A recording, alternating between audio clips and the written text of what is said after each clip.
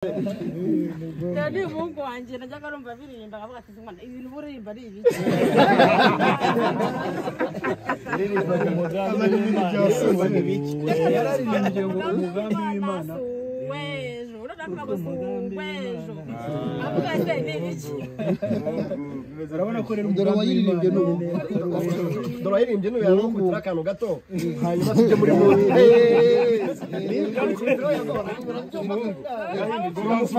Endekera mufatikanye Meze fresh. Ubungubu ntabwo muzongera kunyagirwa, inzu yabonetse ntabwo muzongera kuburara, ntimuzongera kubwirirwa, sibyo? Kuko umugambi w'Imana uririmba nawe.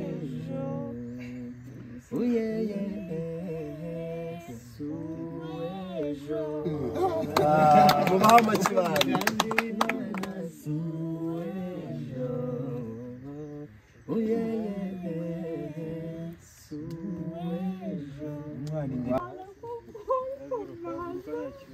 Haguruka mama, Ni wowe nakubonye.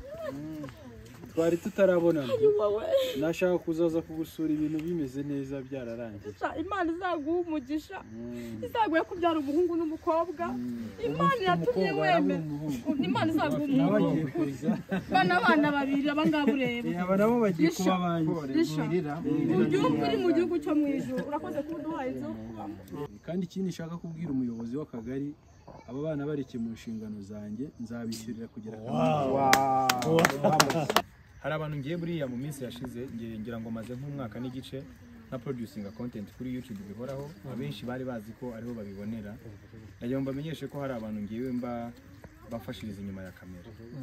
Hari abamama babariza Kimisagara, Nyabugogo, Gatsata, tuvugana kuri telefone, hanyuma ntabwo ari menshi ariko tukugeneye muri uyu mwaka tukugeneye agashimwe. Yabivuze avuga ngo turagushimira cyane. Ngenda gushimira cyane kuba warafashe bano bana ukavuga ngo nubwo papa wabo agiye nje nzagumana nawe.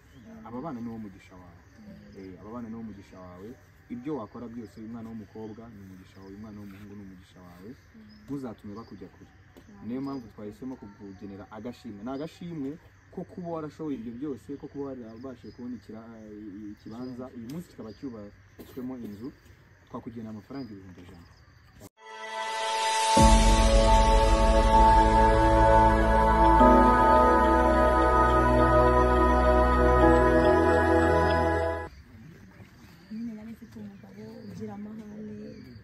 Ntakira afasha muri makeya biruzi batwirukana.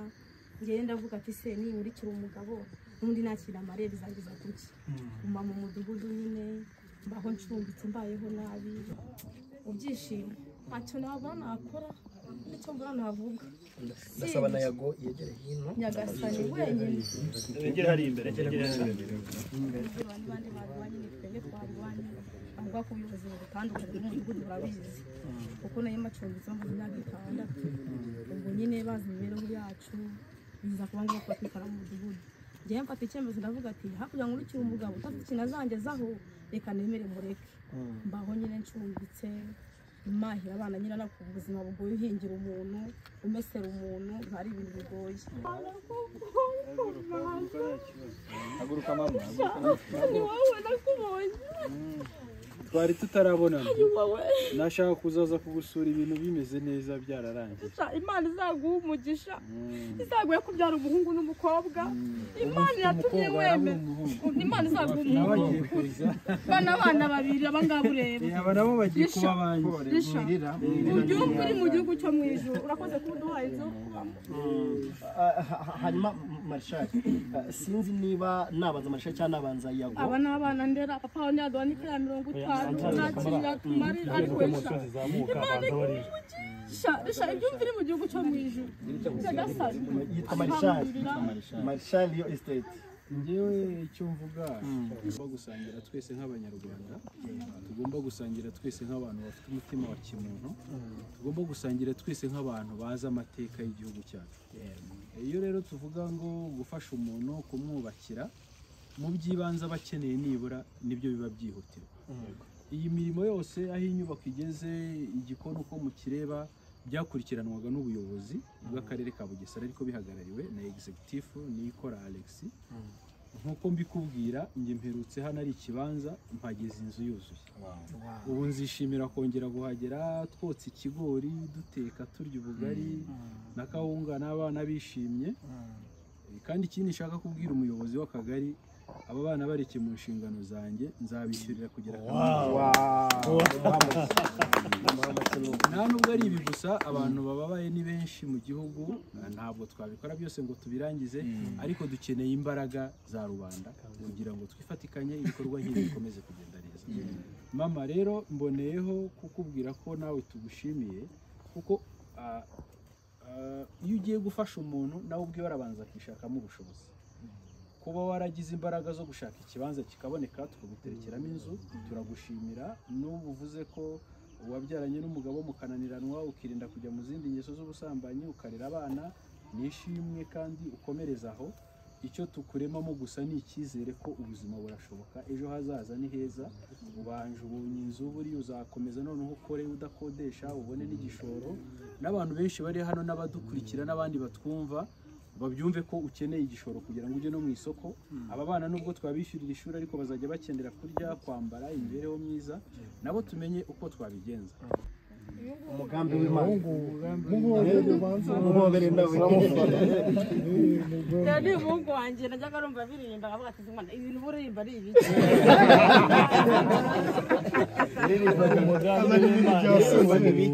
yararirimbye ngo umugambi w'Imana wejo urabona ko wejo avuga ati ni ibiki urabona ko rero umugambi w'Imana dore ayirimbye no yakubitira akantu gato hanyuma tujye muri muri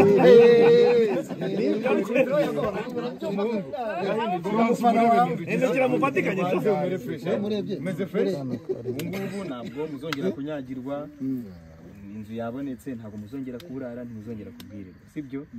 Kuko umugambi w'Imana uririmba nawe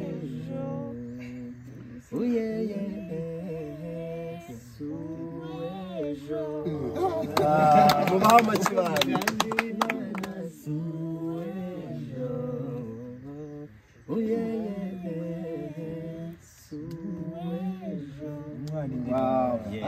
so ngikomeza icyo nshaka kubwira abanyarwanda badukurikiye, kwitwa umuhanzi ni kimwe, ariko kwitwa umuhanzi ufite umutima w'urukundo ni ikindi.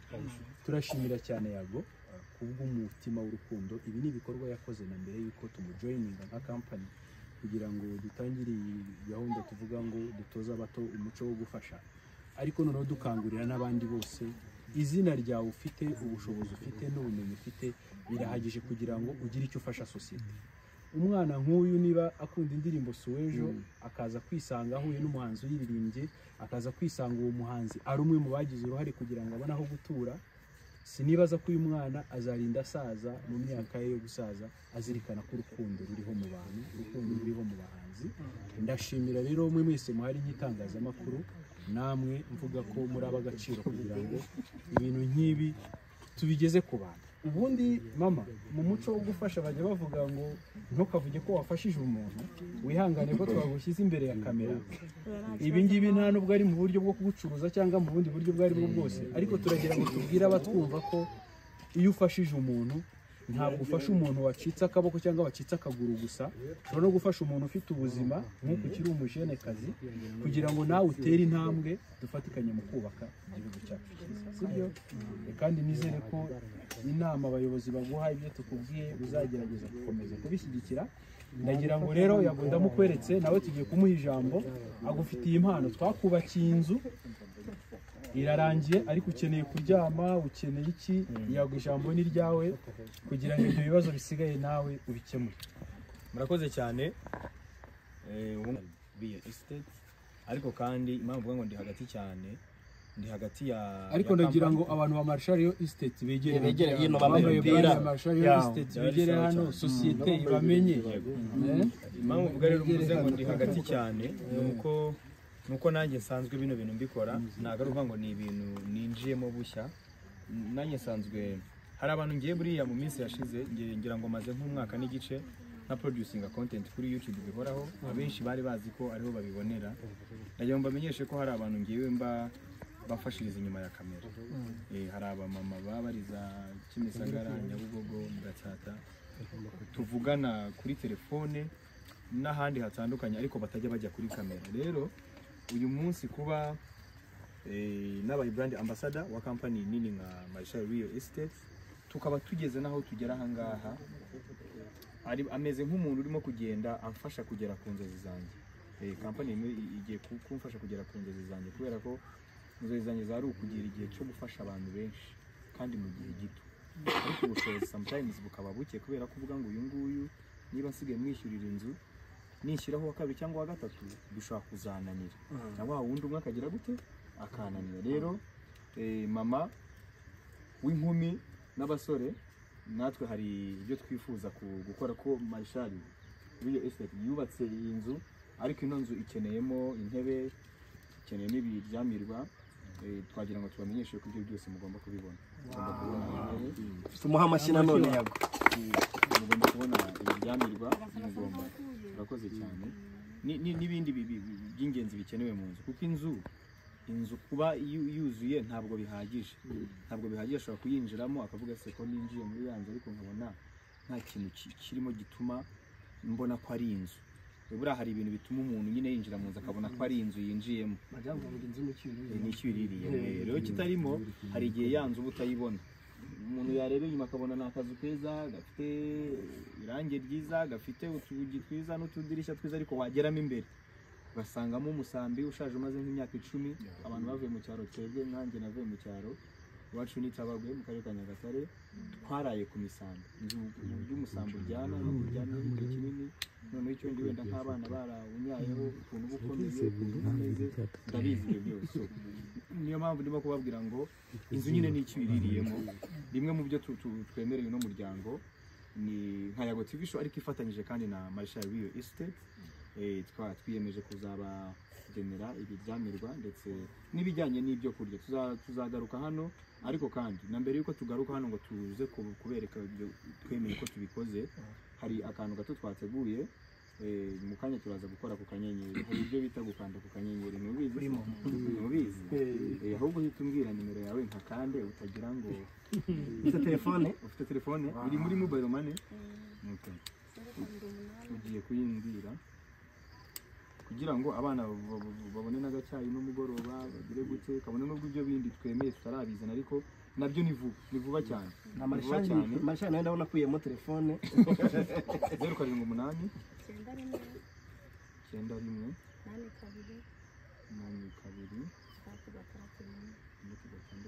amazina ni n'undi urimo kureba kino kiganiro wese akaba yumvisha iyi nimero afatireho nabaze gukanda iyi nimero by the way iraza gushyirwa. Buri muntu wese ukoze kino kiganiro aze gushyiraho hano hasi.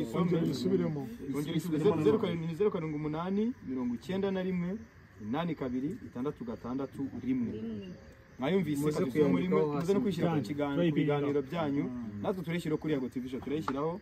Hanyuma ntabwo ari menshi, ariko tukugeneye muri uyu mugabo, tukugeneye agashimwe. Yabivuze avuga ngo turagushimira cyane. Ngenda gushimira cyane kuba warafashe bano bana ukavuga ngo nubwo papa wabo agiye nge nzagumana nawe. Aba bana niwo mugisha wawe. Aba bana niwo mugisha wawe.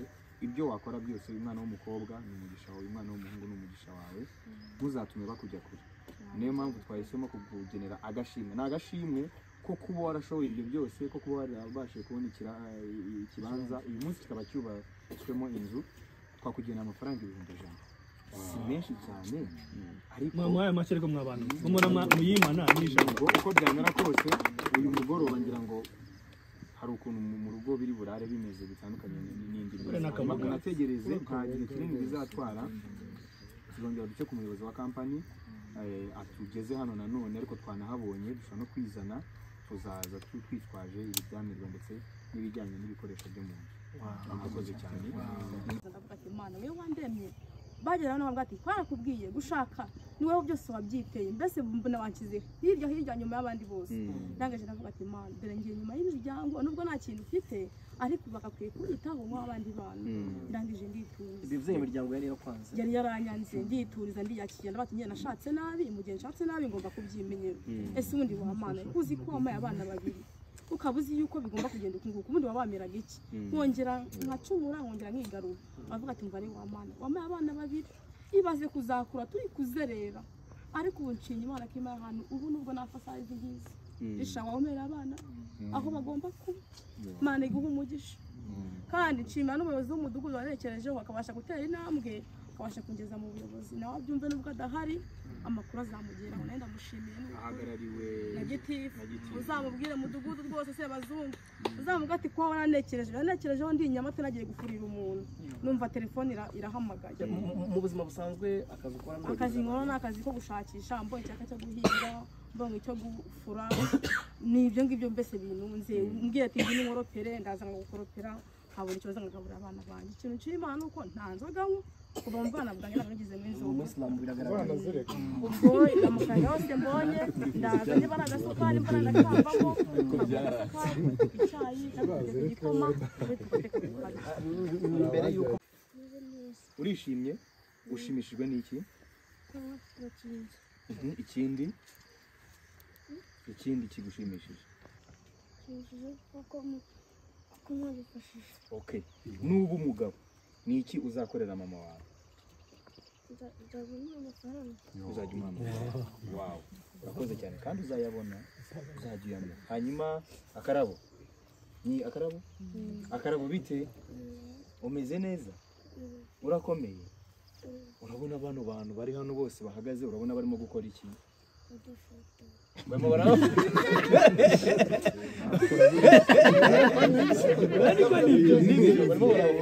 ubwenge cyane hanyuma kubera iki barimo kubafotora none se ufite ubwoba cyangwa ufite ibyishimo muri ibyo bintu bibiri ufite ubwoba cyangwa ufite ibyishimo kubera ko ufite ibyishimo